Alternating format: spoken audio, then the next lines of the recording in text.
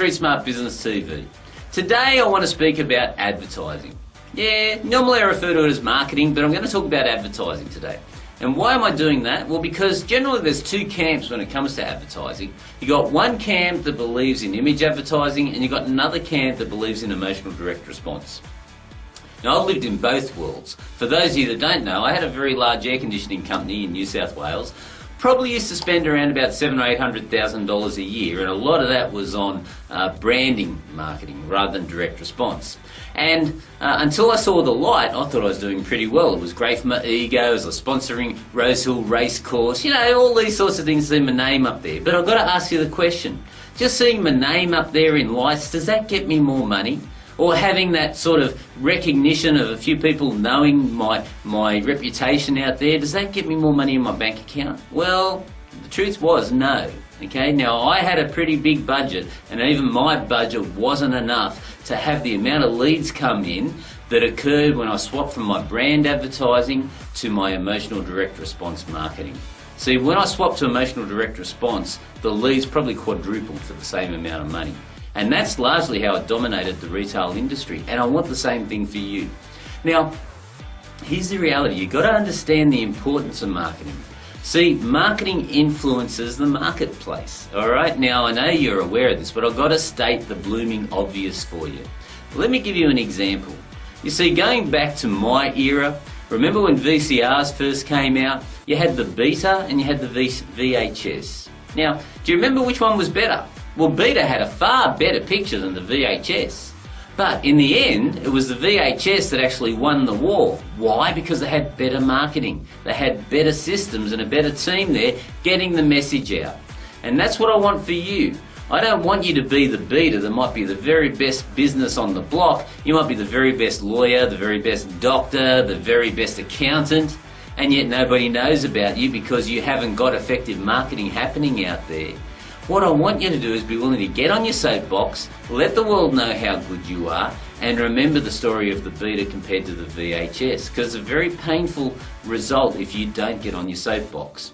Now, the reality is that you must have effective sales and marketing, because if you're there and you've got this closed thought and say, oh, I've got to do everything myself, I've got to do everything myself, you're never going to be able to grow a business. You're going to be trapped in a job. We want to help you escape from there. When you realise that it's about the sales and marketing, and yes, you've got to create a bloody good product to deliver, but when you have the sales and marketing nailed, then you're going to see that money flood into your business, but not until then. See, I had a cap. I was at that $1 million mark myself for a very long time until I became the marketer of my business. So guys, just remember, don't be a Beta. Make sure you're a VHS. Get your message out there and use emotional direct response marketing. I know for a fact that the average person, when they get to 65, has 56,000. Let me see, I've written the number down here. It is $55,873 in assets. That's it. Okay, now, I don't want any of our members, anyone in our environment, to be in that situation, and that's why I've invited my friend Roy McDonald to the call today, so that he can share some words of wisdom with you, and you can listen to a professional that has helped literally thousands upon thousands of individuals achieve that financial freedom. And hopefully tonight you're going to be wiser and more prepared, so that you won't be one of these individuals with $55,873 in your pocket. So, Roy, are you there? I'd like to welcome you to the call. Thank you, Ian, and what wise words they are, and what a pleasure and honour it is to be on your call here tonight. Now, look, you are a master. You make money from just about anything you touch. I'll call you Midas if I'm not too careful in the reality of, I mean, you deal in the markets and you trade, you deal in property, you've got an accounting firm, you're bricks and mortar. I can't remember your annual turnover in your company. What was it, Roy? Do you mind just sharing that with me again? We've got 69 companies and we turn over about 35 million. It does vary every year, but right in that area. It's still a small business, so it keeps us off the streets and keeps us busy, and we love it, and we love being a product of the product for our clients to see. Yeah.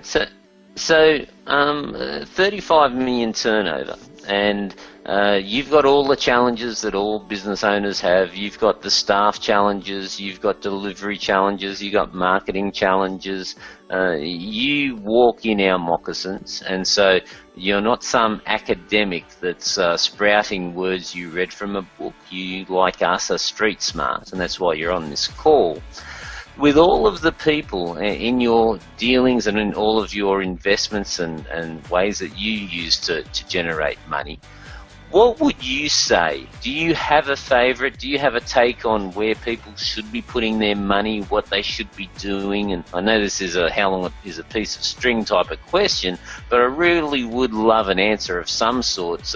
From many individuals that I know maybe have some payouts that they're getting. So many people are being laid off from work. If any of you are listening, I do sincerely feel for you. Every time I turn around, there's a major factory closing, and I've always had the opinion that the best security is you working for yourself in your own business. But Roy, I'd love your take on it. Should someone be a trader? Should someone be in commercial property? Should they buy their own home? I mean, all of these things. Please give us just a golden nugget from the master and where you think they should be putting their money. Well, again, what a great question. I personally have a favourite, and it's property. I love property, and I worked out when I was a young boy that by watching others, and as I say, success leads clues, by watching others, that whatever the success was, whether you owned a restaurant or you owned this or that, you end up putting your money into property. So I thought, well, why not get into property to start with, because that's where you're going to end up. So that was my philosophy. I got into real estate. Okay. So Roy, look, I got your book quite a while ago. In fact, that's one of the first things you did when we first met was give me a signed copy of your book, and it's pride of place on my bookshelf.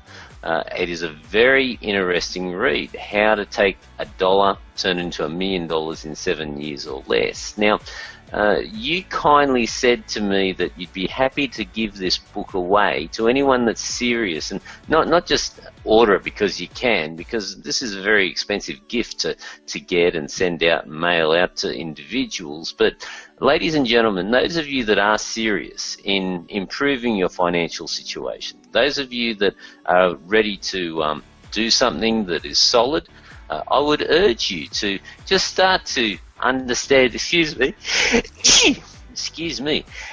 yeah, there you go. Don't you love live and sneezing live? But I'd urge you to take Roy up on his kind offer. Roy's going to cover the cost of sending it to you, but Roy, I think I speak for both of us.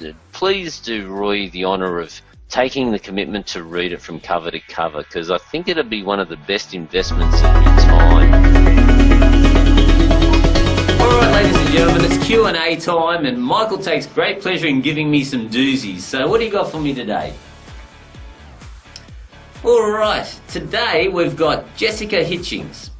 My husband, 2 sons and I have a small 16-hectare banana farm near South Johnson, and there are more bananas being grown than the consumer buys, so they're being sold at less than production cost.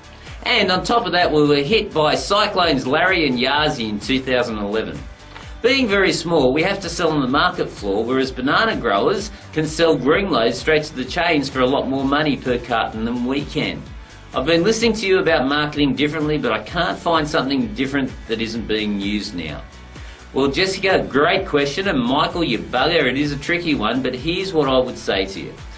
Firstly, innovation is key. Work out how you can innovate your product and turn it into something else that your competitors aren't doing. Perhaps into, say, banana baby food. Would that work for you? Or, and this is very serious, Jessica, you've got to make sure if you're not making a profit each month, you don't go deeper and deeper into debt. So you've got to work out where the line is and then draw a line in the sand so that you don't get yourself into deeper challenges. So see what you can do, try to innovate, and if not, work out where that line is and make sure you don't cross it. Until next time, bye for now.